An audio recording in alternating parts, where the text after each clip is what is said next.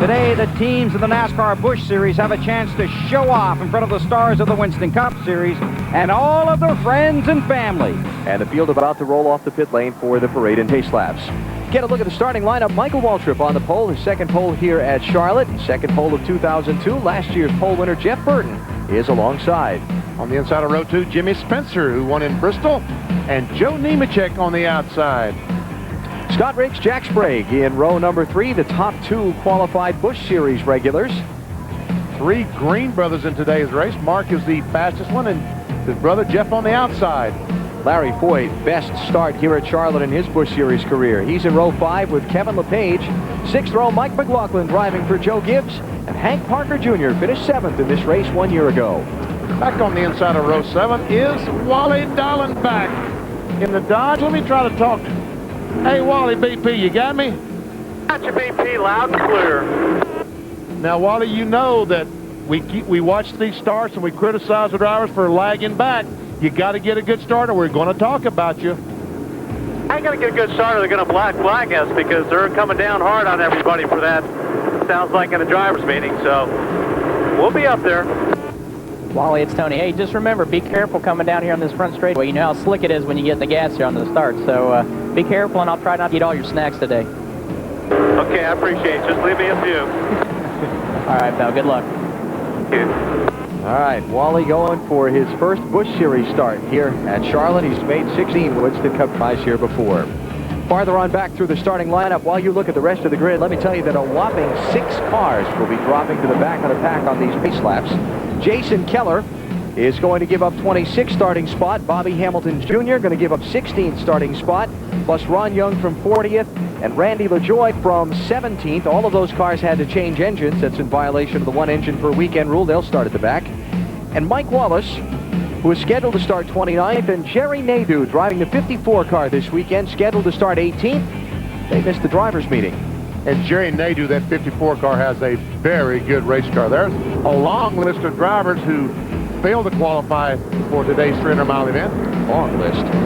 Check some storylines will follow throughout today's 300-miler for you.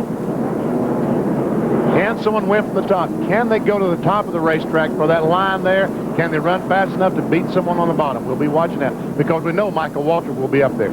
The championship, Greg Biffle, starting in the middle of the pack, but Jason Keller has to go to the back. Remember that Keller had the engine failure their last race at Kansas that cost him a great deal of ground. And 10 drivers competing today that will be running the Winston Cup race tomorrow. Tony, will they learn anything today that will help them in their cars tomorrow? It may not be all setup-wise, but they will learn how the track conditions change the whole time. I love it. Will Wally whip out? Oh, yes, no. Most likely. Oh, okay. No. It's easy to say that right now because he can't hear me. You got the microphone. It's your platform. Yeah, this is the part I always like. I got to get the last word today. Exactly. Wally going to start 13th today, and obviously we've got cameras all over his car. Remember, this is Tommy Baldwin racing. The right now unemployed Winston Cup crew chief as far as Winston Cup is concerned. That sounds harsher than it is. He's working on getting this Busch team going. That's right. It's Tommy Baldwin Racing. Team owner, yeah. Tommy Baldwin. Exactly. That's better. I don't think he'll be unemployed as a Winston Cup crew chief for long. No. He's got a lot of talent. Actually, when I made my first jump to Winston Cup before I actually started a Winston Cup career, I was still with Harry Ranier, and Tommy was the first Cup crew chief hired over there when we tested down in Atlanta. And trust me, Tommy's got a lot of talent. He had a lot faster race car than I was capable of driving at that point. And he does have people knocking on his door. That fuel mileage window number you saw on the bottom of our race analysis, that could be a critical number. We've seen some of these things at Charlotte decided by fuel mileage in the past. Hot, slick racetrack, 80-some degree afternoon, good crowd on hand, and we're set for round 29 of the NASCAR Busch Series season. Michael Waltrip and Jeff Burton going to bring him down. Tony, we've seen cars get loose on the start, seem to spin tires. Why is that? I don't know. It just seems like this front straightaway, even though it's real flat, it just seems to have doesn't have a lot of grip. So when these cars accelerate, it's hard to get the power to the ground right away.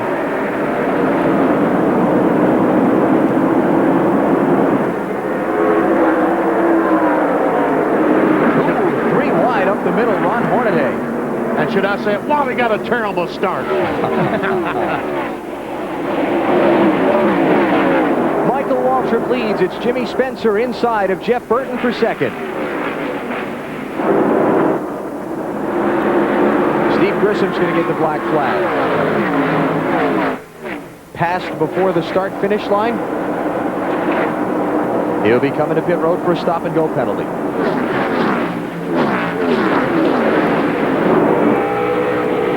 Whoa, Spencer! Baby! Spencer got Carlin in loose, and when he chased it up the hill, there was a car there.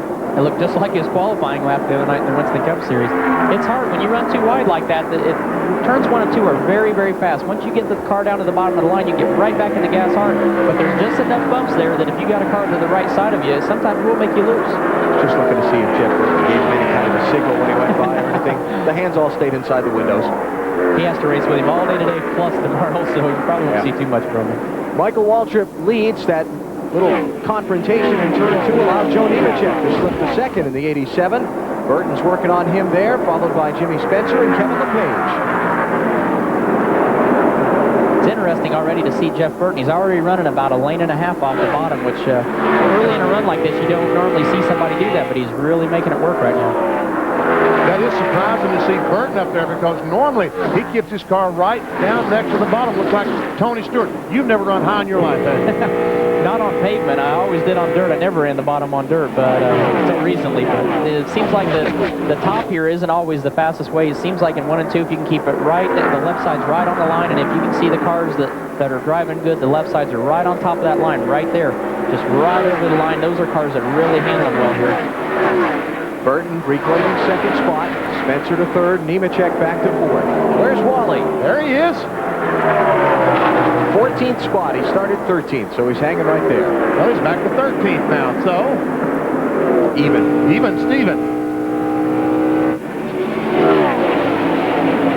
Next in front of him, Hank Parker Jr. in the 36. Larry Foyt in the 14. Here comes Parker Jr. to make a move on Foyt.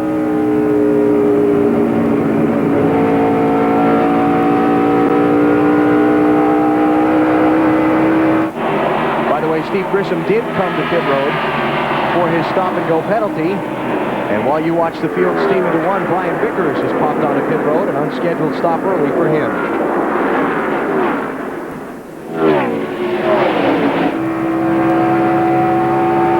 Wally following Hank Parker Jr., 36, and Larry Ford, 14, trying to figure out which line is going to be the best. Who should he follow? Easing into that gas pedal.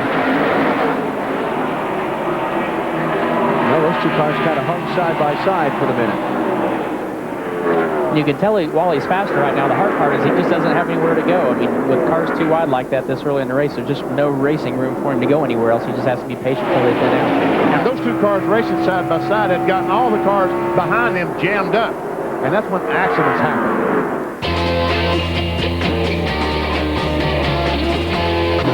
They call this the Aaron's Dream Machine. It's been pretty much a dream. Not just this weekend, but most of the summer. This team hit on something earlier this summer, and Michael's really been on a roll in this Busch Series car lately.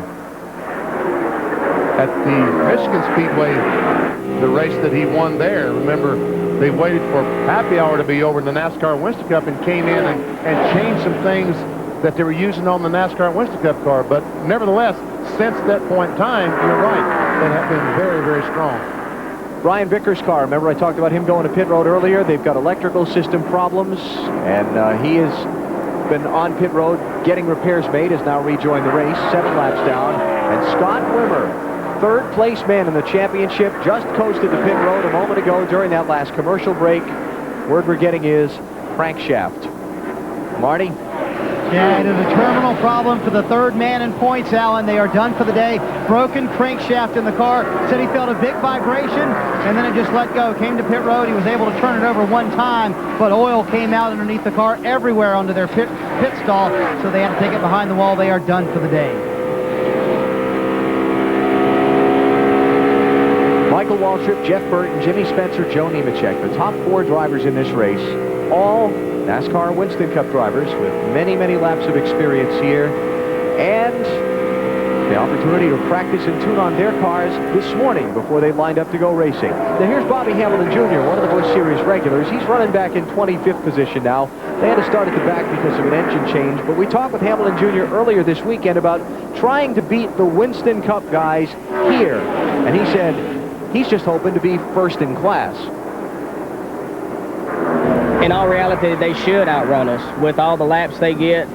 And they're the best in the world. That's why they're over there and we're still over here. So I mean, in all reality, they should win every Busch race that they're entered into, because like I said, they got the money behind them, they got the resources, if they got a tight race car, they ain't got to sit and scratch their head. They can just get on the radio and ask one of the guys over there what they do to fix the problem over there, and it fixes it over here. So yeah, that's kind of like the bragging rights over here. If you're first in class over here, it's like a win. It doesn't show on the win column, or the paycheck ain't the same, but you know, if you're the best finishing Busch guy, that means you gain the most points in the Busch Series, and that's just the only way you can look at it. Argument's been going on for almost as long as the Busch Series has been in existence, since 1982. Should Winston Cup drivers be allowed to race in the Busch Series run on Saturday? Well, I think they should, but I think there should be a limit to it. There's Wally losing the spot. Biffle going by. Wally had gained a spot. He moved up to 11th. Now he's going to get kicked back to 12th by Biffle. I think they should limit the number, and I don't know what that number is. I just think a group should get together, come up with it. It might be 5, it might be 8, but these guys can learn so much. Biffle, he's going to be in NASCAR Winston Cup next year.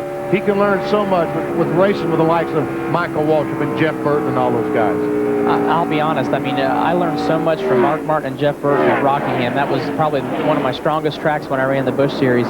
And being able to follow Mark Martin and Jeff Burton around there, that made me so much of a better driver in the Busch Series, and actually got me prepared. I mean, on days that I ran good with those guys in the Busch Series, that gave me confidence that when it was time to come to the Cup Series, I'd already run with these guys. I had the confidence knowing who I was racing with, as far as most of the guys. At the time, a lot of them did run the Busch Series, so being able to have that advantage of running with them in Busch on Saturday, when it came time to run in the Cup Series, those guys were familiar with me. I was familiar with them. And you learn so much just by following these guys. The knowledge, like Bobby Hamilton said, the knowledge of following these guys that have lap after lap after lap on these racetracks, that's stuff that you can't get any substitute for seat time, and you almost have a way of sharing the information. Sorry, Smoke, got a car in trouble. Joe Buford in the 49, Dan Partis in the 32, and they are locked together. You might be able to push him back around to the pit lane. He keeps going. Caution's out. Michael Waltrip slowing up. Jerry Nadeau is going to get to stay on the lead lap in that 54. Everybody else going to try and get a lap back. Here comes Brian Vickers around to the outside. Remember, he was 7 laps down from the electrical problems earlier. I'll tell you one other period to put on that story of Winston Cup guys driving in the Saturday race. 2 other periods. One is, I wonder if there's a rule possible that if you're a Winston Cup driver, your Busch Series car has to be through tech and on the line before you run your Winston Cup practice, to keep those guys that don't have a Winston Cup ride from being at a disadvantage. The other is, with the new medical policies that NASCAR is talking about, and Michael Waltrip brought this up to me a couple of weeks ago, you've got to think about taking a chance on getting hurt in that race car Saturday and possibly not being allowed to run on Sunday if they suspect you might have a concussion. And that's exactly why Bobby Labonte and myself don't run Busch Series races. Joe Gibbs said, I don't want you guys taking a chance on getting hurt. It's something to think about. The thing that you also see, a lot of the Cup teams also have companion teams in the Busch Series. Those crew chiefs, even though that they don't have a driver that necessarily is running Winston Cup, the crew chiefs will come over and listen to both of the happy hour sessions on Saturday morning and then make their decisions. So there's a lot of pros and cons to it. I honestly don't think it's bad. The more these guys get to race with the Cup guys, the better off they're going to be. The hard thing is they are racing for points, and the Cup guys can affect the point standings a little bit. But that, honestly, in my opinion, is the only negative to it. As I said, the only thing is limit the number. Sure. 10 today, there are 10 Winston Cup drivers. That's about as many as we need. At Las Vegas a couple years ago, we had 19. That's too many. All right, here they are, all on pit road, Marty.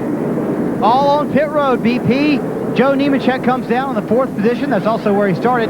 3,700 RPMs in 2nd gear. That's 45 miles an hour to me and you. The car pretty good for Joe, just a little bit tight. He said not tight enough to make an adjustment, however. So 4 tires, no adjustments for the 87 car. Matt? Marty, Jeff Burton's going to get sticker tires. The car was tight at the beginning of the run, then got loose. They made a chassis adjustment. Also, the 1 car, Jimmy Spencer, he really liked the way his car was running. He had his qualifying tires on, so he put stickers on this time just to see how it feels. He beats the 9 out. Dave? Leader Michael Waltrip going for 4 tires, no changes. He is down and off pit road. Crew Chief Bobby Kennedy reminding him to keep his foot on the brake as he came in. Michael gets beat off pit road, though, guys. Well, we'll have to check that scoring line, Dave, because it was close. The other guys had momentum on them when they came toward the end of pit road, but where the scoring line is, can determine where those positions are. Well, let's see what we have, because guess what? We have a camera there that tells us that Jimmy Spencer and then Jeff Burton and then Michael Waltrip and then Jack Sprague. There you go. First to third for Mikey on that pit stop.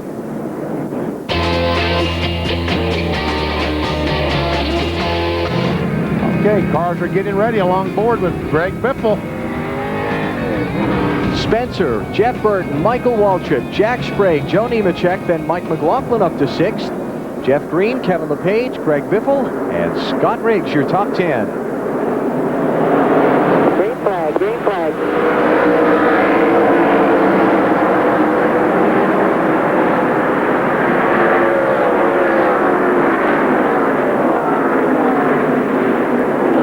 So we know the 99 car was good out in clean air, Michael Waltrip. Let's see what he can do back in traffic now. And as you well know, it does make a difference. It does. The one thing that we were talking about this morning during our happy hour session for the Cup Series was this is probably the only mile-and-a-half track on the circuit that is not strictly all about aero like you hear a lot of other places.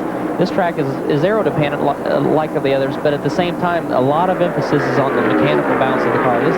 Benny can tell you this track has a lot of waves and bumps in it, and with that, aerodynamics can't do it all for you. You have to have the mechanical package in the car to help out. Saw Jeff Green take away 7th place from Mike McLaughlin. Hey, BP, watch Wally's restart this time. All right. 1, 2. Man. How about that? He was in the right gear on that restart, wasn't he? Uh-huh. Jimmy Spencer and Jeff Burton for the lead.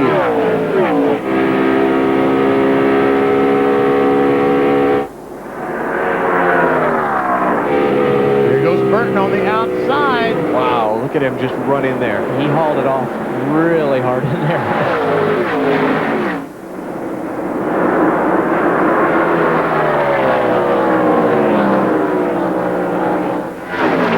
Spencer not willing to give it up yet. Remember last time they went off into the corner side by side over in turn 2. Spencer had the big slip. I think that's why he went into 3 so hard. He just wanted to clear him in one shot instead of getting hung out there. Matt, what you got for us? Well, Tony, this should be a good gauge just how stout that number 9 car is, because when he was following the 99 of Michael Waltrip, Jeff Burton was complaining of aero tight. So now that he's got that fresh air, we'll see how good that car can hunt. Hey, whatever they did to that 6 car must have worked in the last pit stop. Moved into 10th spot. That's Joe Buford, the 49 car. He was one involved in that last accident over there. Dan Partis took his car to the garage. Buford looks like he's going to be heading there now. Meanwhile, Michael Waltrip has moved into the 2nd spot, got by Jimmy Spencer.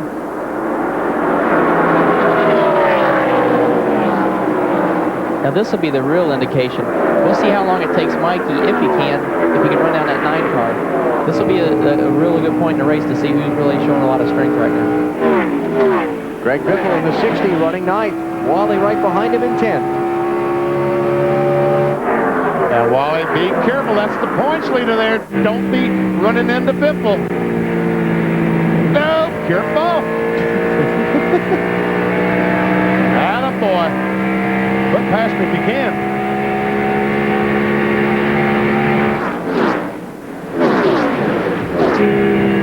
Just not quite enough. Boy, they really made Wally's car a lot better on that pit stop.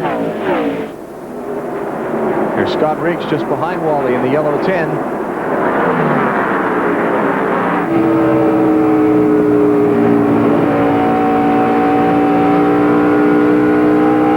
Dave, what's up with the 10 car? Well, Benny, they didn't have any changes to the car when it came in. They did take on 4 tires. You guys talked about cars being a little bit tight behind each other. The 21 car of Jeff Green actually slowed Scott Riggs down early, and when he got around him, it made his car a lot better. He called it pretty good before he came in for a pit stop.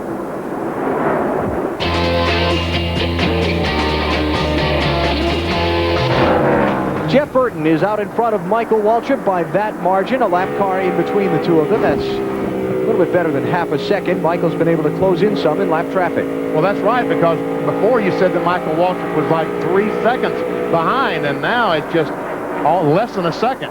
He's right there.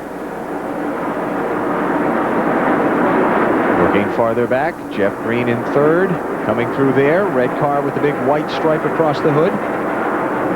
Now looking for Greg Biffle, who is now in fourth.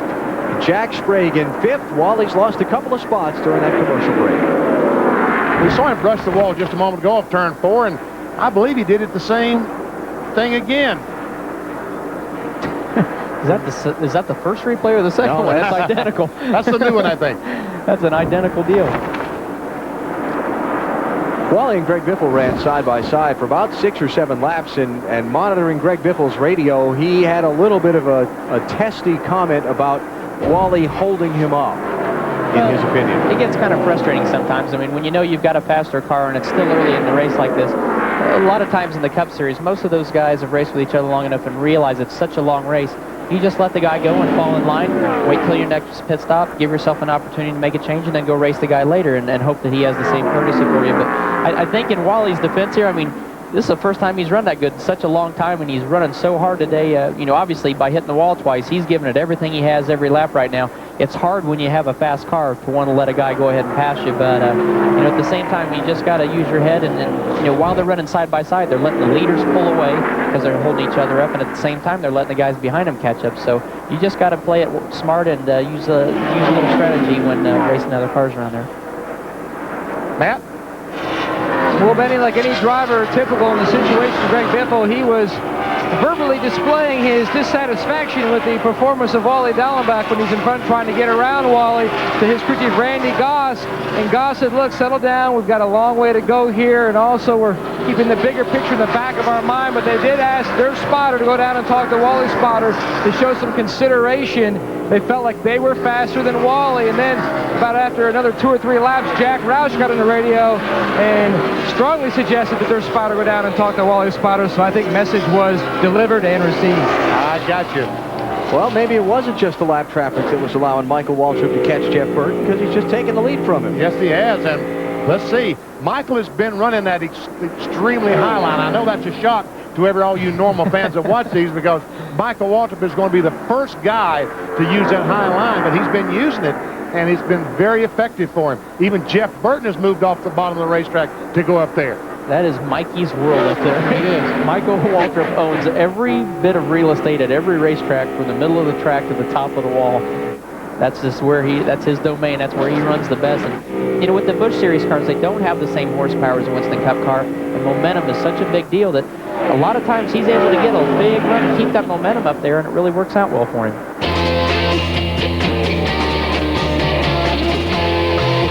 NASCAR on TNT from Lowe's Motor Speedway, Charlotte, where caution number 3 has just waved, just shy of the halfway point in the race. Oil from the Joe Buford car had been involved in an earlier accident, and the folks in race control, all the important people over there in race control, making those decisions. They've spotted the caution, the oil, and put the caution flag out. Looks like the mafia up there to me. Here come the leaders to pit road. Michael Waltrip, Jeff Burton, Jeff Green, Jack Sprague, and Greg Biffle and Wally Dallenbach. How about it, Marty? And behind all those guys, Joe Nemechek. Actually, behind Wally is Joe Nemechek, and he is running in the 7th position. He said he could catch other cars. He was just too tight when he did catch those other cars to get around them. So they're going to take a pound out of the right front tire for the 87 car, and it will be 4 tires, Matt.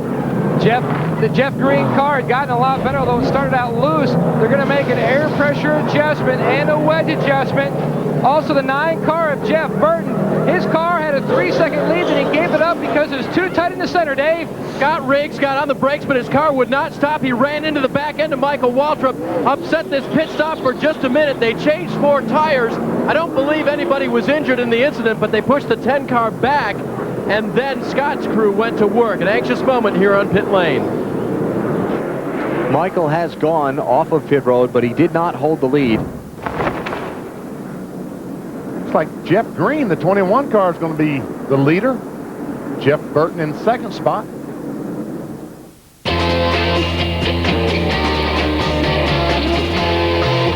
Now, here was the pit road incident a minute ago. Watch the 10 car come into the picture behind. Oh, that was close. Oh, man, that was so close. The guy carrying the tires for Michael Waltrip almost pinned. Look at the tire changer just fighting his way through. He climbed over the top of the 10 car. He was still doing his job. Bobby Kennedy, the crew chief, upset about that, obviously. That just shows the dedication of these pit crews. I mean, anytime anything happens, they know. Oh, big trouble. Stop. We haven't even gotten going yet, and there's a big wreck. Scott Riggs is in the middle of it. Kerry Earnhardt, Ashton Lewis, Larry Foyt, Mark Green, Hank Parker Jr. all scattered all over the place. What was that you were saying at the start of the race about a slippery area down there? Now, watch these guys racing back. The leader's backed off because he knows the accident scene is over there, and all these guys are going to try and get by him and get a lap back, and all the accident cars have now driven away. Now, the problem is there's a bunch of liquid down there. They're running through it right there. Hopefully none of them get too big a hurry. All right. So, caution is out. Just after being involved in the sliding incident on pit road, Scott Riggs is heavily damaged. There's Parker Jr.'s car. And let's check out what happened to cause the chaos. Tony talked about it, having trouble getting started there. But I don't know, it's all started before we get back there. Ashton Lewis in the 46 looked like he was one of the ones to get knocked sideways across the racetrack first. On board with Jason Keller.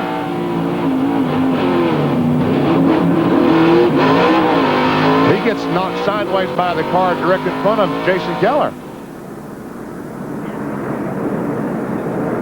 That's the big problem with cars that lay back. Stacy Compton. Stacy Compton. That's the big problem with cars that lay back. When you lay back like that, if the guy takes off and then all of a sudden the cars in front are doing what they're supposed to be doing, a lot of times then they have to check up, and then the guy behind doesn't see it. He's too close. He's doing what he's supposed to be doing and staying in line, staying closed up. And that's the problem that we've had in the Cup Series. Luckily, we haven't had a lot of those wrecks, but that's the one thing that NASCAR's been emphasizing to us in the drivers' meetings are to stay closed up behind each other. What guys try to do are lag back. They know that as soon as they get to the line, they can pull out and pass them. What they're trying to do is just get a big enough run to where they get that momentum, and just as they get to the line, they can pull out and go on. But that's the problems that it causes a lot of times, and it's just a stupid mistake to do something like that.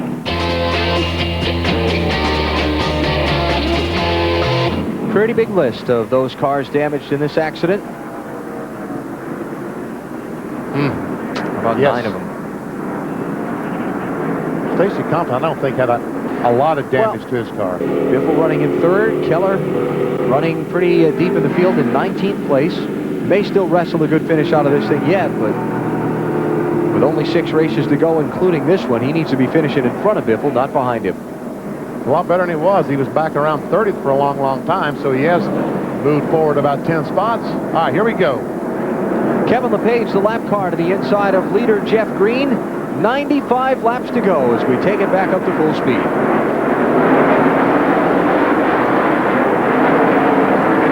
LePage in that 37 car had an unscheduled pit stop on the green flag, and sure enough, as luck would have, a few laps later, the caution flag came out. Boy, Kevin's slow there, too. Look at him.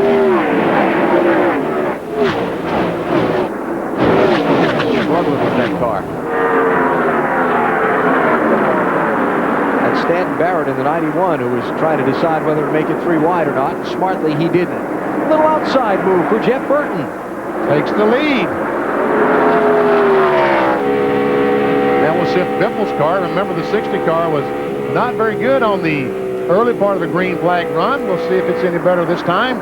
And remember what we saw with Jeff Burton and Michael Waltrip last time. The early part of the run, Burton moved away by 3 seconds, and then Michael closed back up to him later on. What if Burton's mindset is, with 95 laps to go, put as much distance on the pack as he can right now, and until he starts to back up. Battle for second spot. Here comes Biffle. I think typically, every time you watch Jeff Burton, his cars always take off good. Whether it's the Busch car or the Cup car, his setup on his race cars, they always take off good at the beginning of a run, and normally will maintain.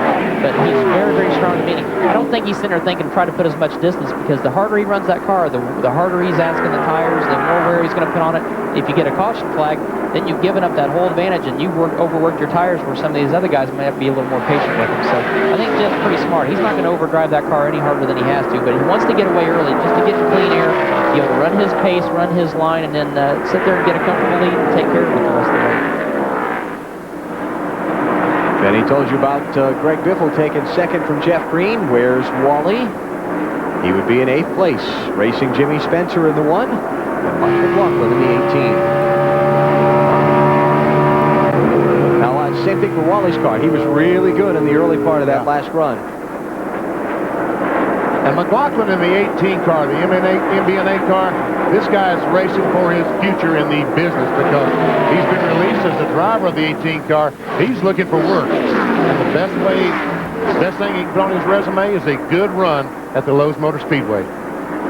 Wally by Spencer for 7th. Next up to chase McLaughlin for 6th, and here comes Joe Nemechek to work on Spencer. I tell you, that 87 car normally runs so well at this racetrack. He's not really been a factor today. He's been up around the top 5, but you're right. He typically shows a lot of strength here. He's normally the car to beat between him and Jeff Burton and Jimmy Spencer. So it's kind of odd to see, you know, you talk about a guy that's running around the top 5 right now and talking about him not having that good of a day. It's a pretty good compliment to Joe. Yeah, that's true. Saw the car bottom out as Joe entered turn 1 in the 87 car last time. I don't know if that's upsetting it or not. Sometimes it can hit hard enough, it will upset the driver. 33 and 5 in the picture there. Tony Raines, David Green, very quietly also into the top 10. And racing for that spot, David Green taking over for Ricky Hendrick in that 5 car here this weekend.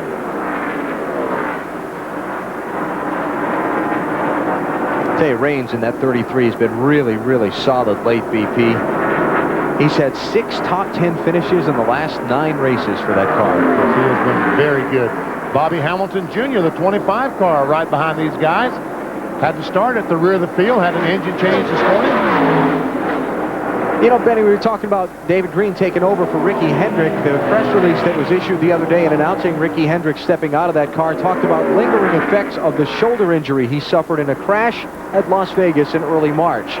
Those lingering effects aren't just physical in nature, as Ricky told us earlier today. I really realized that, you know, my problem is driving off in the turn. And, you know, that's where I wrecked and that's where I got hurt. So in the back of my head, I have kind of a mental scar. I really won't let me drive off in the turn comfortably. So I worked on it for a day and a half trying to get it better. But it's just something I feel like, you know, I can't get a hold of and can't get it to go away. I figured, you know, some time would help me out and I would slowly get over it, the more I ran. But it almost seems like I'm getting a little bit worse. So, you know, I wanted to be, you know, honest with myself, honest with the guys, you know. Team GMAC, Hendrick Motorsports, it's a winning team, you know, and I felt like there was something wrong in the equation, and I feel like it's me. That's an awful brave statement from a young man.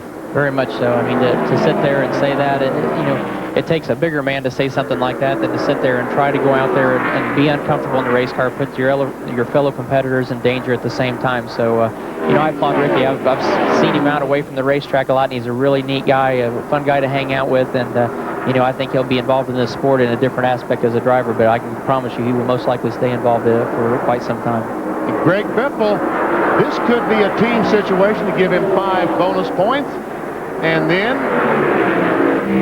let the 9 car go back. 5. Huh? What do you think?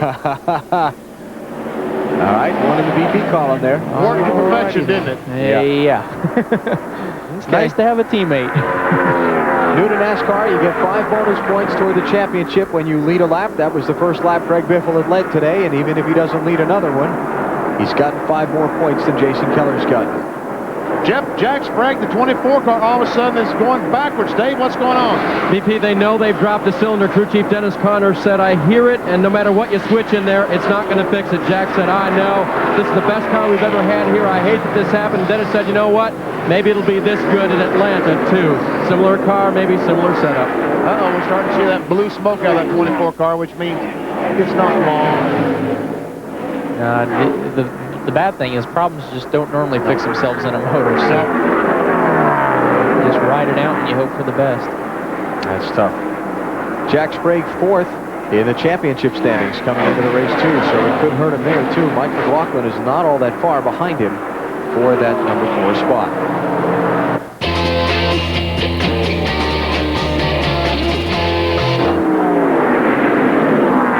Burton has been out in front for 86 of the 147 laps we've run today. But the hottest man on the racetrack besides Burton might be that 5 car. David Green goes by Wally Dallenbach, moves himself into the 6th position. And they aren't that far behind Greg Biffle. Biffle has slowed, seems to have slowed considerably the last few laps. He's lost a couple of spots. He's back to 5th spot now.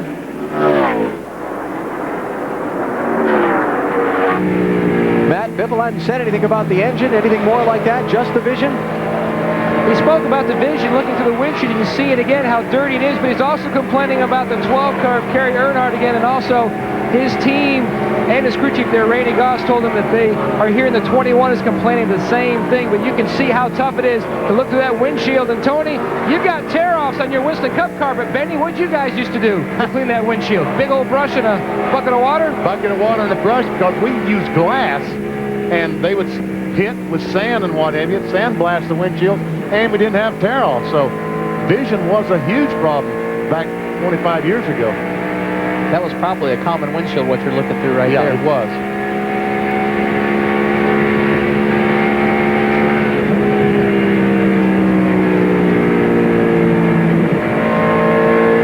Now, the leaders were all in under the caution at lap 95. If we use the 65 lap pit distance, then we're going to see him in another 11 laps. Now, this is Wally's windshield.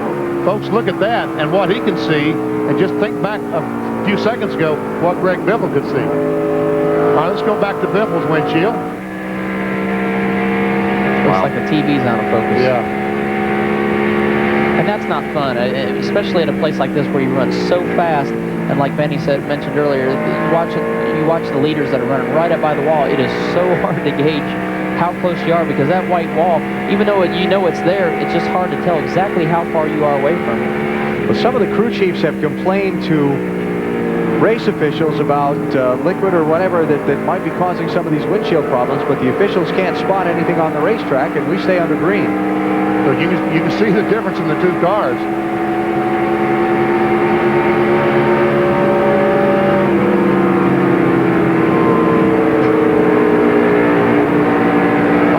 Wally, did these cars drive by Wally while we were on board with him? Was I seeing things? Just not. It's a battle between McLaughlin in the 18, Spencer in the 1. Back for the 8th and 9th position. McLaughlin has it. Spencer wants it. That's how this game works. And normally if Spencer wants it, he's probably going to figure out a way of taking it, too. Bobby Hamilton, the 25 car, right behind them. By the way, Benny, the guy that drove by Wally that you saw was somebody that just came out of the garage on fresh tires. Okay, I thought I saw someone go by and wonder what that was all about. All right, pit stop's going to come anytime now. 6-7 laps away. Look at this, David Green, 5th place on Greg Biffle.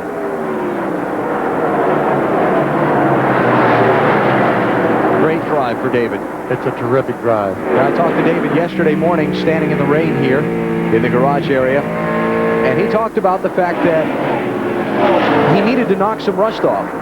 He had only driven 6 starts so far this season, and he said it is kind of like riding a bicycle. You do get back into the swing of it soon, but those first couple minutes you're back on the bicycle for the first time in a long time. You do have to get your balance again. Looks like he has it pretty well.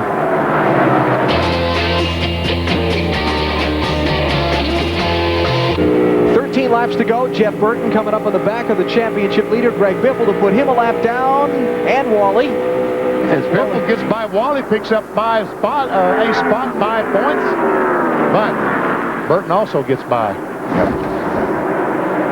So Biffle will take over 6th. Wally will go back to the first car, 1 lap down in 7th, and Jeff Burton is just steamrolling this field.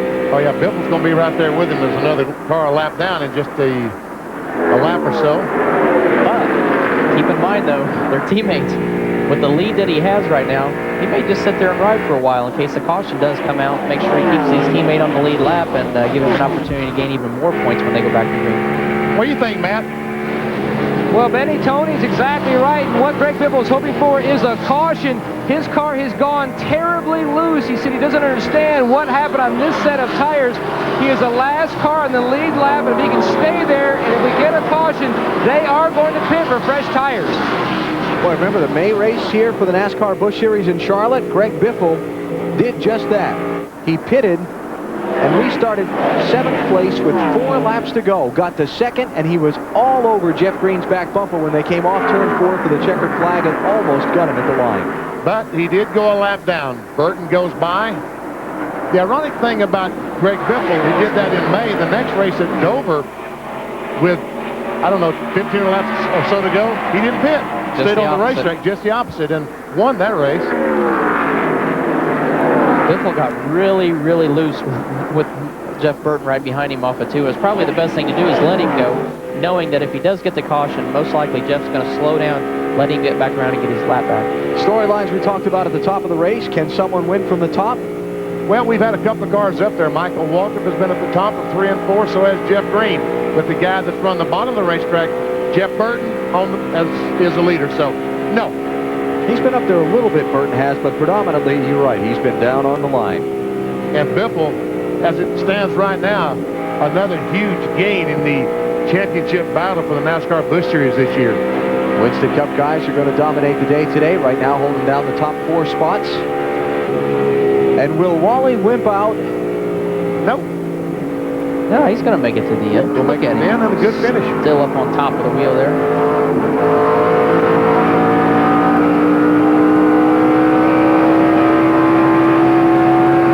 Just got 8 laps to go to see the checkered flag today. I think he's going to make it. Oh, yeah. I don't even think he's got tired. He looks like he's still pretty fresh right now. By the way, let's update one thing. Remember we talked about Jimmy Spencer just after he got the speeding penalty and went to the garage area? His car reported out of the race with engine failure. And by the way, I think we talked about on the break, we might have mentioned it earlier, but in that melee on the front stretch, Hank Parker Jr., I guess, was taken to a local hospital for observation of a shoulder injury of some kind.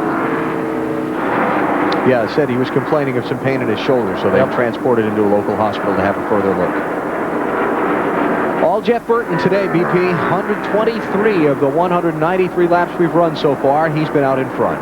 Well, Bobby Kennedy, those guys told you. Tony Price told you he was going to beat you, and Bobby argued with him, but it was Tony Price and the guys on the 9 car that were correct. And speaking of Tony Stewart will lead the field of the green flag in tomorrow's UAW GM Quality 500 coverage starting at noon Eastern time on NBC. Let's talk about tomorrow's race for just a minute. Hot, slick racetrack day predicted for tomorrow, like we've seen here today. I'm all for it. The hotter the slicker, the more that aero is taken out of the equation, the more it puts the mechanical balance back in. It puts crew chiefs and drivers back in control of the race. So very, very excited about getting the Home Depot Pontiac up front tomorrow. So for a storyline tomorrow, we could put, will Tony Stewart ever get off the white line on the bottom?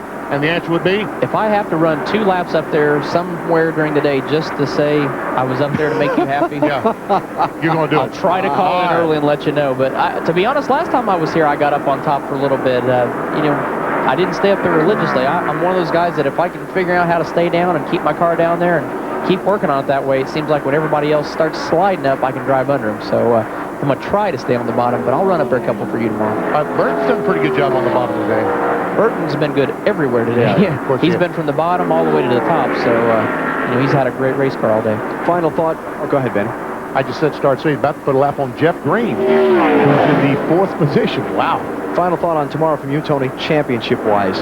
All the talk about the championship, your name's been thrown out there a lot as watch him, watch him, watch him. Now all of a sudden you're leading. A lot of pressure have you felt this week, a lot of questioning. It seems like you've kind of been taking it all in stride and laying low. What championship? Yeah, okay. I got 6 races to win coming up, so but to be honest, I'm not worried about it. I mean, we've got a great team with Joe Gibbs Racing and Home Depot, and all we have to do is just go do what we've been doing in the past. Like I said, we started the season 43rd in points, and I think we've had 6 DNFs this year, so we've given them plenty of opportunities to pull away. We've just been racing hard and just getting all the points we can each week, and you know, there's no reason to change that equation now. What we've been doing has been working and has got us to the lead. So, you know, it's the old saying is, if it's not broke, don't try to fix it. And you know, going into the race last week at Talladega, there was not a clear-cut favorite for the championship. But now you have assumed that role as the favorite. Well, okay, you know how that goes. I mean, look what happened to Jeff Gordon last week. I mean, he was probably the favorite going into last week's race, and you know, one bad week can turn it around. And to be honest, in my opinion, it's one of the most exciting point races I've ever been a part of and have ever seen, to see every week something changes in the point standings, and that's how competitive and how tight the series is, and that's how tight the points have been this year. So I think it's great for the fans that they're seeing probably one of the best point races in the history of Winston Cup racing. We'll look forward to seeing how that unfolds tomorrow. Final lap for Jeff Burton today, dominating, the only word to describe his performance. He will have led 130 of the 200 laps in this race. He will have led almost nonstop except for pit stops, going all the way back to about lap number 106, halfway in the race. Going to score his second Busch Series win here at Charlotte, his 5th win in 12 races this season. Little Trees 300 checkered flag to Jeff Burton and Roush Racing.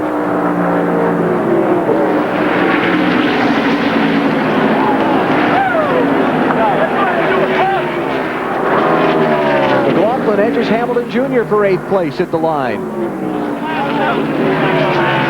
And Wally comes home in the 7th position. Good. Show him way to the victory lane. That's what we got here today. You show him how to get the victory lane on that line. Awesome. You guys are awesome, Bert. I love you, man. Voice of Brad Parrott, crew chief for Jeff Burton. To victory lane, Matt. And Jeff Burton trying to climb out and high-five Darrell and the guys. Wow, your season's 5th victory. First time you've ever won more than 4. And how dominant was that race car? It was awesome. Just Mike was better than us to start, but guys just kept digging, you know, making changes on the car, and we got 4 tires on here, and then it just took off. It was, you know, just real proud of all these guys. They keep giving me awesome race cars, and it's just incredible how well they're doing. Now, the big man here gives you great power, but Brad Parrott, you had an agenda when he came in this year, and you really wanted him to take over. Is this what we're seeing? Well, it really is. You know, the whole team is really working hard to get, and they're working together. They're working with the Winston Cup program. You know, the guys in the Cup program are helping us, and they're helping the Cup program. Just a lot of people working together, and you know, real excited for the game. They've been a big part of this. Unfortunately, they won't be back with us next year, but we're hoping to get this thing, keep it going. It's an awfully great race team, and I'm sure we'll get it going. Now, you said today was part learning, but also part fun. This has to be the fun part of the day, having such a dominant car like that. You know, I hate to say this, but every now and then you sit in a car where you just got to be careful not to screw it up, and that's where we were today. And then we got toward the end, and the race here in the spring, Greg put on tires and almost won. So I looked at all those guys in front of me, and I said, man, I got to go, because if we don't, you know, the more cars I can put a lap down, the better I'm going to be. The fewer cars can come on pit road, put on 4, and put us in trouble. So I went real hard to try to get as many guys a lap down as I could, so that we could come in and put on 4 and play the game we wanted to play rather than have to play the game they were going to play. Also helped the college fund out a little bit, too. That's good for everybody. It's just, you know, this team just does a great job, and it's a pleasure to drive. Jeff Burton, winner today in Charlotte. Alan? Cat in the Hat in there to give him congratulations. Dominating performance by Burton and his team today. Led well over half the distance in picking up his 5th win of 2002. And there you see it, just 3 cars, Michael Waltrip and Joe Nemechek on the lead lap. Good 4th on back, a lap down. Good top 10 for Shane Meal. Kind of snuck in there for a good result. Ron Hornaday will complete the list of cars 1 down, and then Mike Wallace back in 15th, a couple laps down. Jason Keller ended up 18th, 2 laps down after running out of fuel. Cost him some ground today. And Jack Sprague's engine would not live the entire day. He fell out near the end. And a lot of guys way down after a couple of big accidents, not in terms of violence, but in terms of numbers of cars. Caught up in a restart accident that put a lot of those guys many laps behind after repairs. How about the championship standings? 5 races to go. Biffle tacking on another 41 points to his lead.